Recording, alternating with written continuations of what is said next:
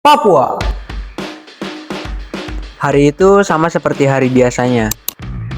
Gua tidur karena kelelahan. Gua bangun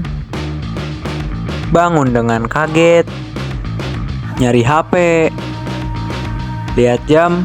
Dan yap, gua terlambat ke sekolah. Gua langsung buru-buru ke kamar mandi. Gua mandi. Gua selesai mandi. Gua menggunakan seragam. Pakai dasi. Tolong, ini gimana caranya? Gua nggak bisa pakai dasi. Tolong. Yang penting jadi. Oke. Langsung gua berangkat ke sekolah.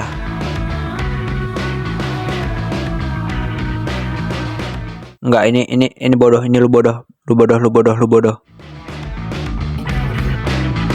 Celana udah digunakan. Langsung aja kita berangkat sekolah. Oh iya, kan gue udah lulus ya. Enggak. Ini gua bodoh. Alay lu. Dan jujur, gua bahkan gak kepikiran apa-apa soal Papua. Sampai saat itu gua langsung balik lagi karena ya kebodohan gua sendiri sih.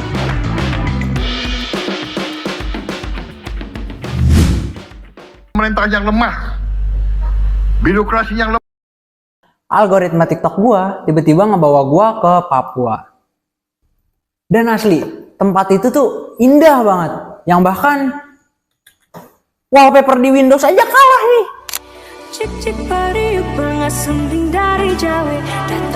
Wallpaper di Windows kalah.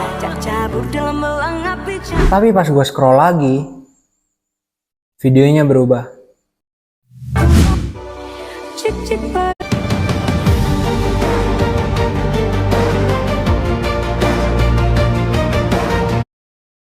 Awalnya gue pikir Papua cuma tempat yang indah. Tapi semakin banyak video yang lewat, semakin banyak juga hal yang belum pernah gue lihat sebelumnya. Ada proyek besar, ada lahan yang dibuka luas, dan semuanya terdengar positif. Jalan punya mobil, jalan-jalan.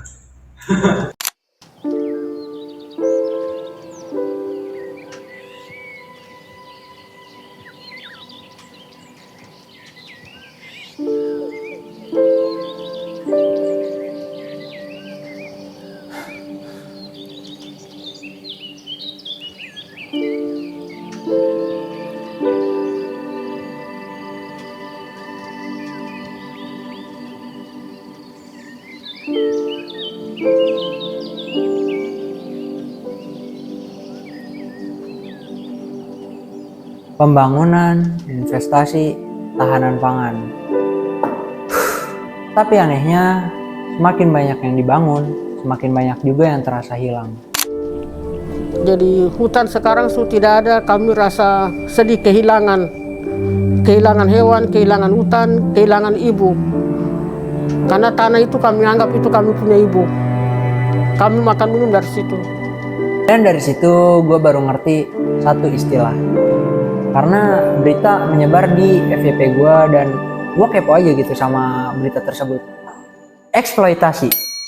Eksploitasi itu bukan cuma soal perang ataupun penjajahan. Kadang eksploitasi datang lebih rapi. Wow. Datang bawa proposal, datang bawa izin, datang bawa kata kemajuan. Begitulah pokoknya anjing, kayak orang gila gua. Ya intinya sederhanalah. Sesuatu yang diambil terus menerus demi suatu keuntungan tanpa benar-benar peduli apa yang ditinggalkan.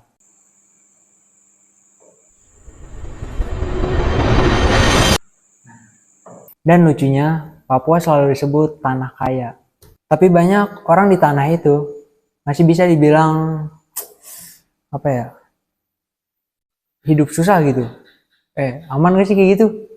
Dan mungkin bagian yang paling menyedihkannya tuh bukan itu.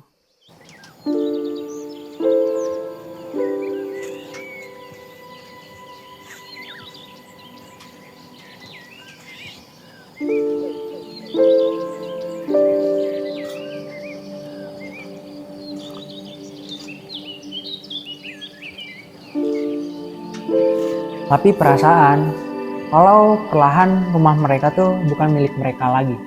Negara bilang ini demi masa depan, dan mungkin mereka benar. Mungkin. Tapi kadang gue mikir, pembangunan itu sebenarnya buat siapa? Karena kalau masyarakat lokal masih merasa tidak didengar, kalau hutannya hilang, kalau budayanya perlahan tenggelam, apakah itu benar-benar kemajuan? Dulu gua kira Papua cuma soal alam yang indah. Bakau di pulau itu sulit diselamatkan. Trifonia Nafurbenan, luas bakau yang rusak sebanding dengan 5 kali lapangan sepak bola. Ternyata bukan. Papua adalah tempat yang sedang mempertahankan dirinya sendiri. Dan mungkin ketika kita sibuk melihat seberapa kaya tanah Papua, kita lupa yang bahwa apakah orang-orangnya masih bisa merasa rumah itu milik mereka.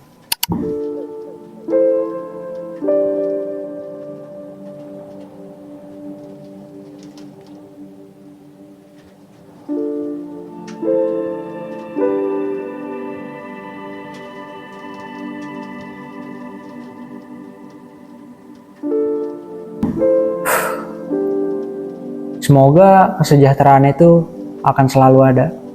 Nama gue Rizal Rahmatullah, sampai jumpa di next video.